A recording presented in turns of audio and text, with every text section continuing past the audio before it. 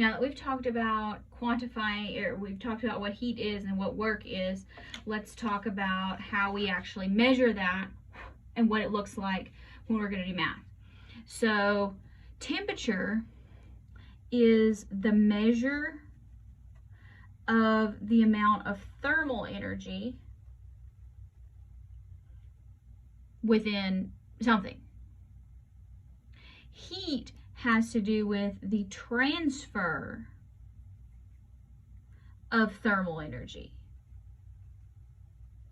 And always remember that heat only moves in one direction. That would be from hot to cold. You don't ever have something that's cold like sucking the heat out of anything to make itself colder. So yeah, it always goes from hot to cold.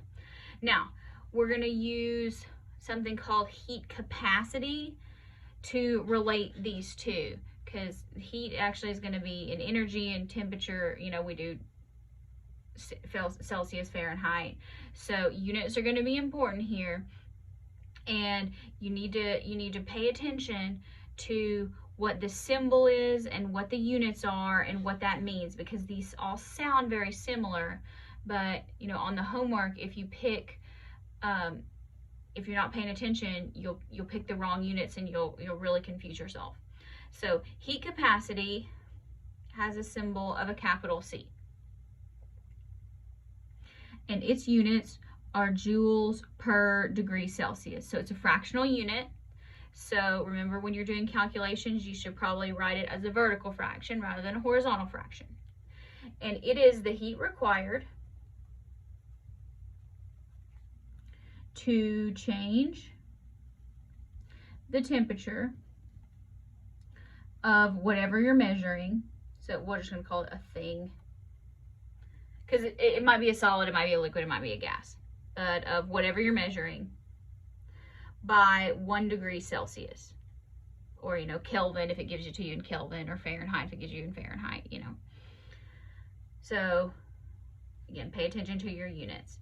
And so it will actually vary. So it varies with the amount being heated. So I think we can agree that if I have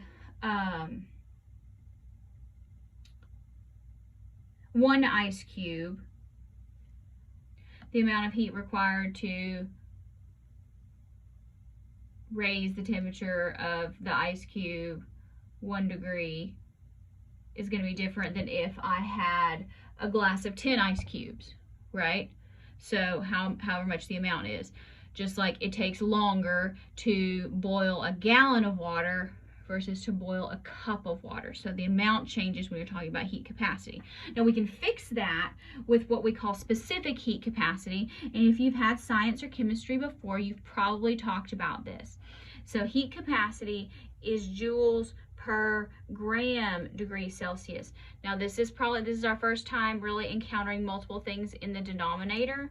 So when you write this, joules goes in the top, grams and degrees Celsius goes in the bottom. A lot of times they'll put a little dot there to indicate that grams and Celsius goes in the bottom.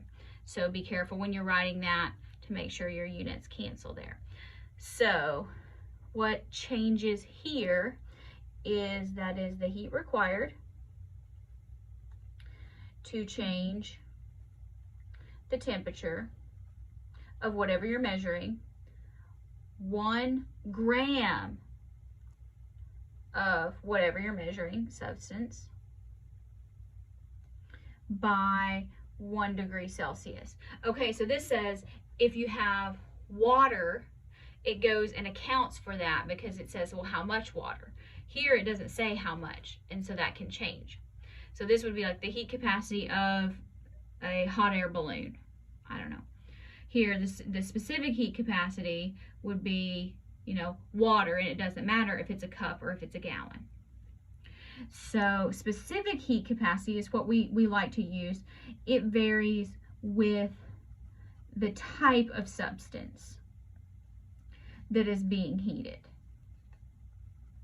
So we can probably agree that it takes a different amount of heat to heat water than it does a copper wire, or than it does my aluminum Coke can, something like that. Now, molar heat capacity is also very useful. It is joules per mole degrees Celsius. So joules is still in the top, moles are in the bottom, and degrees Celsius. So in this case, it has to do, instead of grams, we have moles. So it's very similar to specific heat capacity, but molar heat capacity would be the heat required to change 1 mole of the substance that's being heated by 1 degree Celsius. Because again, remember, if there's no actual coefficient, it's understood to be 1. So 1 mole, 1 degree Celsius. 1 gram, 1 degree Celsius. And the heat that we're getting is joules. And so remember, when we're dealing with heat, heat is always going to be represented by Q according to thermodynamics. Now let's kind of look here at and compare some of these specific heat capacities. So you can see here, these units are a little different. This says joules per kilogram Kelvin.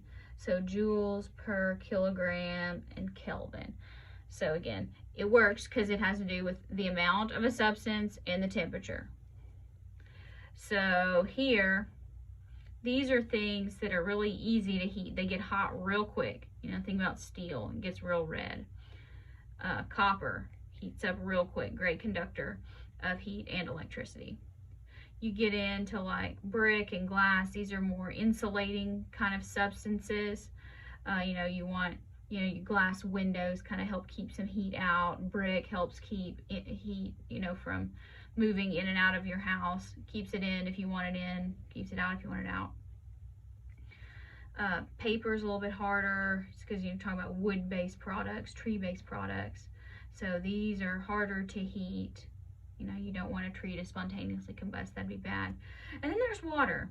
And water is almost twice everything else, or twice everything else or more than maybe oak. But so again, it depends on the type of material that you're heating.